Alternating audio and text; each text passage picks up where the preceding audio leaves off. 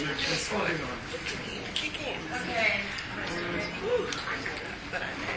Bring this meeting back to order. Item number 9, consideration, review, and approval of amended fiscal year 2010-2011 budget. Madam Chair and members of the board, this recommendation is being brought forward to you. I think it's self-explanatory that in the process of developing the budget, there was a final step that was missed that caused a minor error in the numbers. And then not only that, there was a lowering. The legislature cut a certain percentage of a benefit that, again, adjusted the budget downward. And finally, there are some security issues that I believe were pertinent and important to put in place now rather than wait until a new budget that has to deal with the security of our testing systems and the testing rooms, of adding security devices that allow us to protect the agency better, but also the integrity of the testing program. So the first issue that we're offering forward is that the depreciation schedule in error was the final step that we missed that finalizes the number of depreciation dollars that have to be installed. And that amount is was I believe $54,000. The second issue is the State Department personnel dropped the benefit for the retired employees group insurance, which was cut from 2.574% to 0.658% in a special session of the legislature, which decreased our cost to us on the budget of $16,000. And finally, that change was $38,000 total for all those two adjustments. The last thing is I want to install security devices in all the testing rooms, which will include cameras, 4-way cameras, 4 cameras in each room, plus recording DVR system that allows us to, and the sound system allows us to actually hear what's being said and then record it, and we can keep running tab on that, because we think there may be some concerns regarding translations and other talk that we don't know what's being said at the moment, but if they're recorded, you can have a third party look at the stuff. We can basically guarantee our system from being breached from inside. And both this Reno office, because it's only got 2 testing rooms, would be $9,336 because of the only need for 2 rooms to be adjusted. In the Las Vegas site, the cameras there's more cameras and a DVR system, and so the cost would be $20,900, and the total of that would basically mean that the total adjustment we're asking for today is,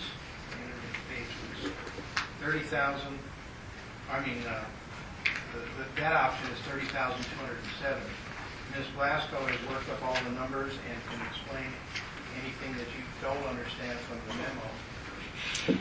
And I've included in your paperwork the actual contract with RFI that is in a holding condition right now. It's a state-approved vendor. The contract's already been designed so we can buy directly. And the proposal for each site is presented for it. Any questions? Ms. Blasco, thank you again. You know, every year I look at your amended budgets and they kind of get better and better. This one I just thought that you really defined all the changes quite nicely. Really appreciate this presentation. It was really nice. Thank you.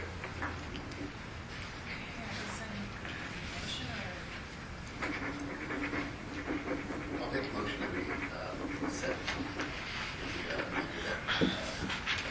2010-2011. Second. Okay. Motion made by Member Austin, seconded by Member Zenziger. Is there any discussion? And I just wanted to double check. Does it allow for the 4th person in Reno? Yeah, that's all set. Okay. This is only things that we didn't complete in the final form, or the state adjusted, or in addition, I think we can't wait for it. Okay. Because we certain, as you got copies of emails the other couple of days, getting a sense of what we've been working on for a long time. I don't want to wait longer. I think we just leave our vulnerability there. Any more discussion? All those in favor? Aye. Any opposed? Motion carries.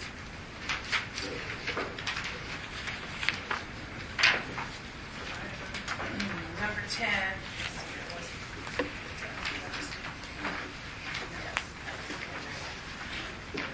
Let's see, review the audit financial statements for fiscal year ending June 30th, 2010, approved for filing in the legislative council.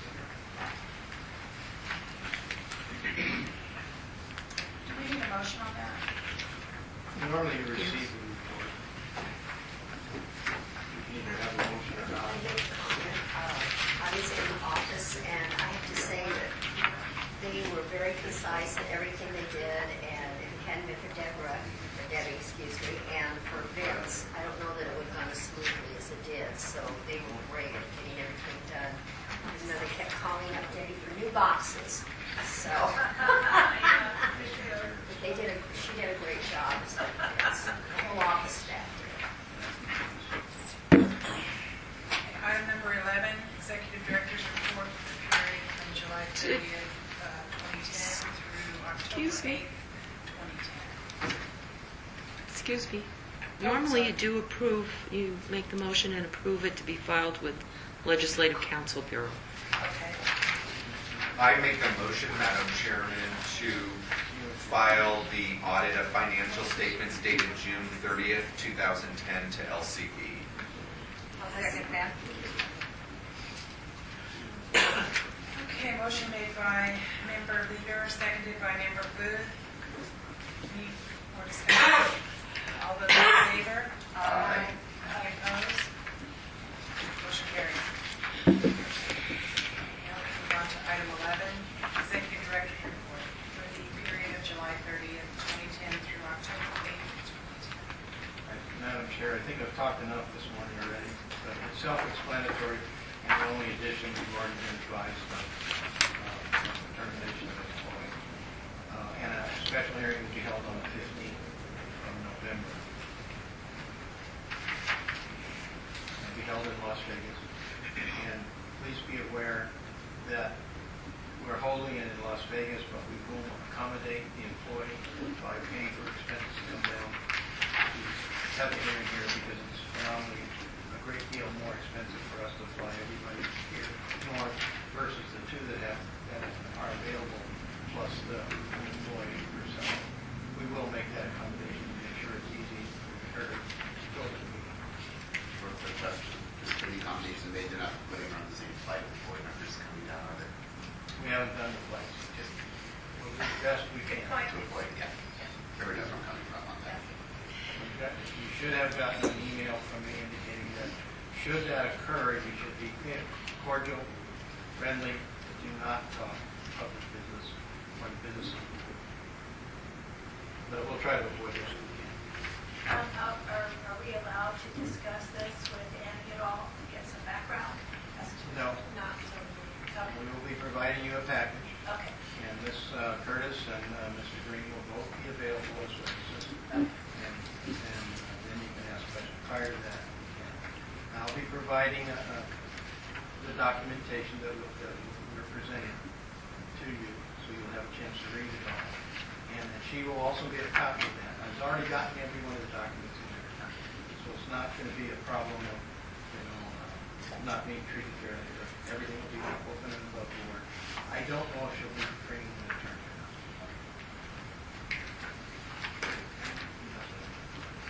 Item 12, the 2011 schedule, quality board meetings, rates, and testing. Is that okay with everybody?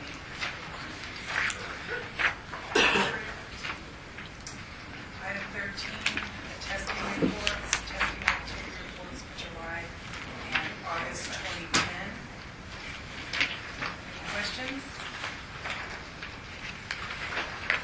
Can I have one quick question back? On the 15th, what time do you want us here? Well, I will send you a notice on it, but it's probably going to be around 10. 10 o'clock? You need to give time for the people to come down this morning. Okay. It's the only item that will be discussed. I'm going to put it on my calendar. That's Monday, those Monday because of your state. Okay, item 14, Chief Inspector's Report, Inspection Unit Activity Reports for July and August. Any comments or questions?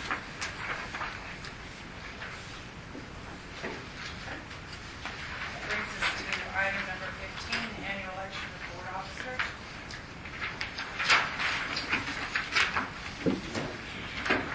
How this works.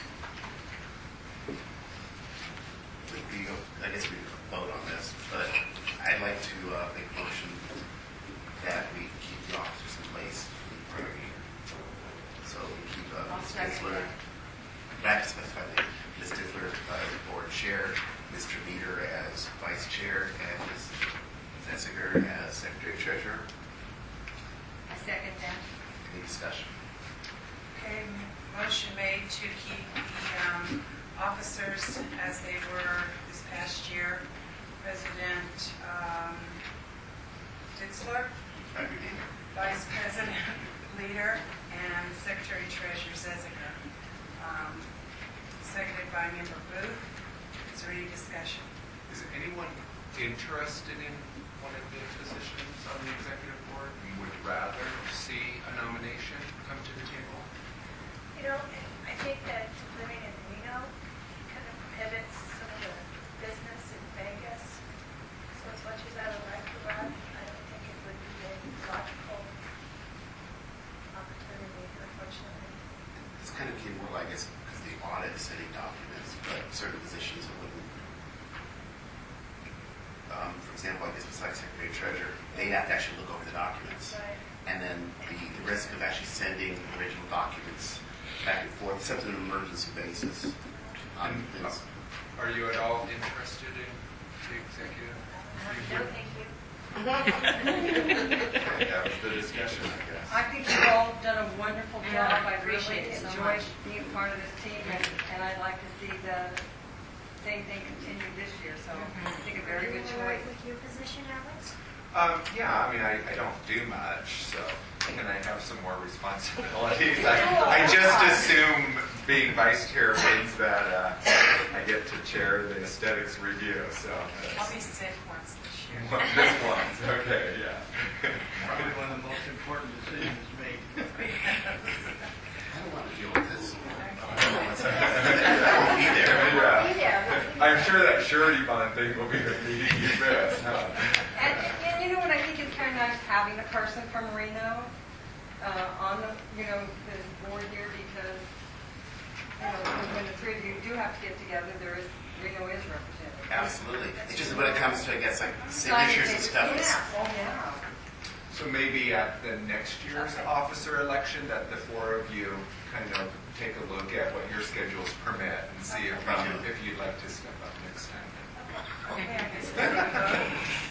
All those in favor? Aye. Any opposed? Motion carries.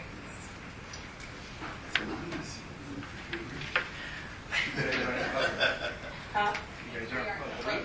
Okay, item 16, comments by the general public. There being none, we'll move on to item 17, comments by board members and future agenda items. We have to specify what. I have one thing that I want to talk about. On the email that we got, is that and this was just for staff, basically, maybe when we got that discussion on the email and the licensed people, is setting up a hotline where people can call where they can say, I think this person is illegal, or this person is operating without a license. Like Secret Witness has. It's like an 800 number that everybody could call in and nobody would know they would get in trouble. And just so maybe when we have that conversation, we could have, is that something we could do and how much would it cost?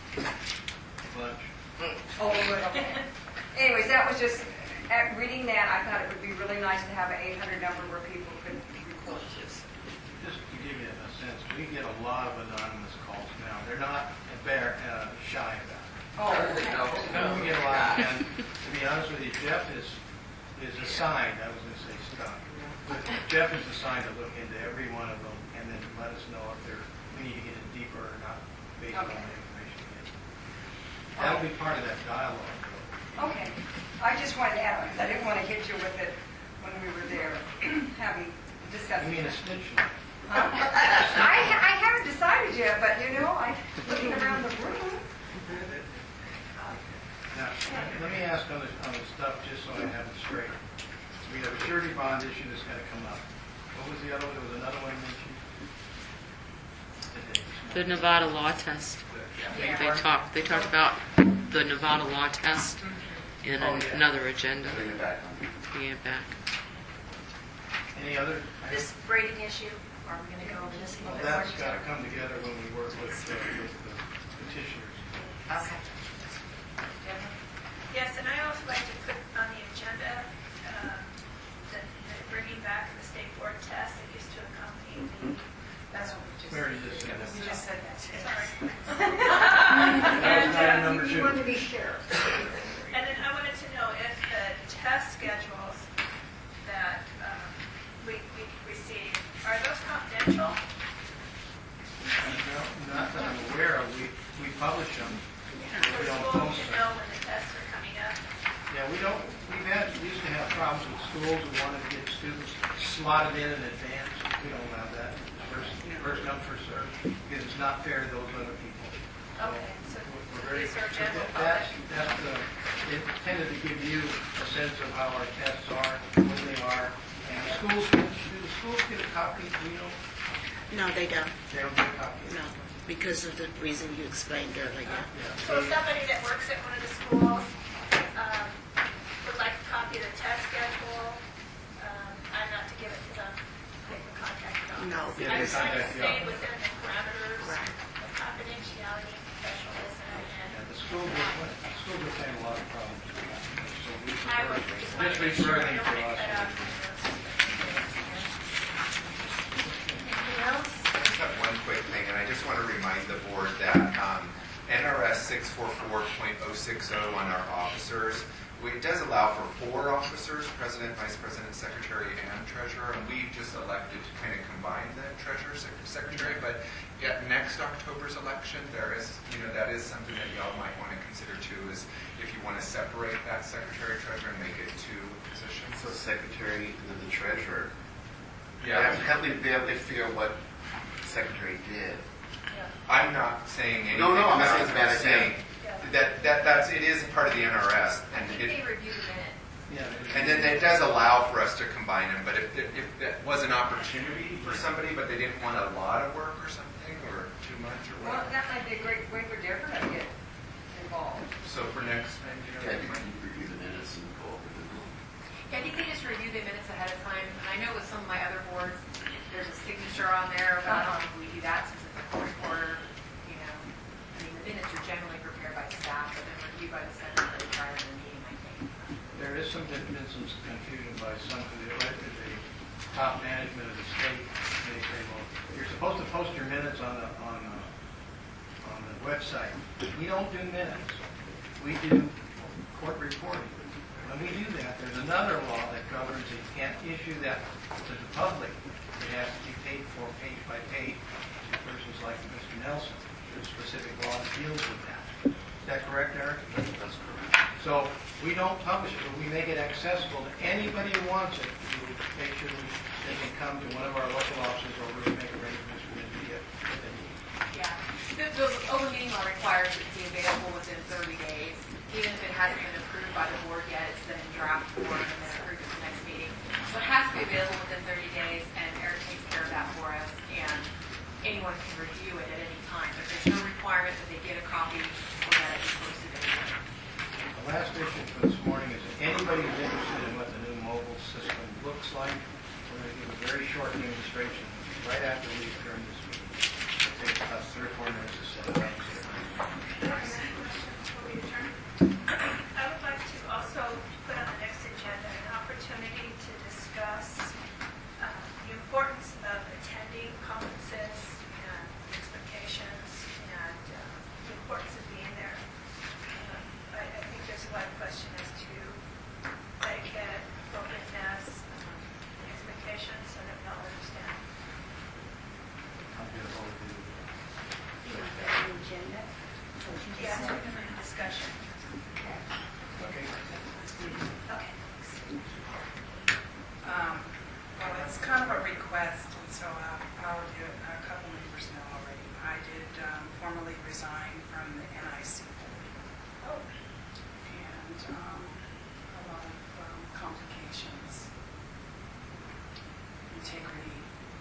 a lot of things involved. It wasn't over one item, so, just to let you know. Do you know what the process of replacing them? In that position? Yes, Oh, you. yes. They have their own bylaws to take care of that. So, Well, I'm sorry. Sorry too. Would it make a big difference? thank you. She's Anyway, I'm happy. I wouldn't have thought we could have done this in 20 minutes, David, like you said, but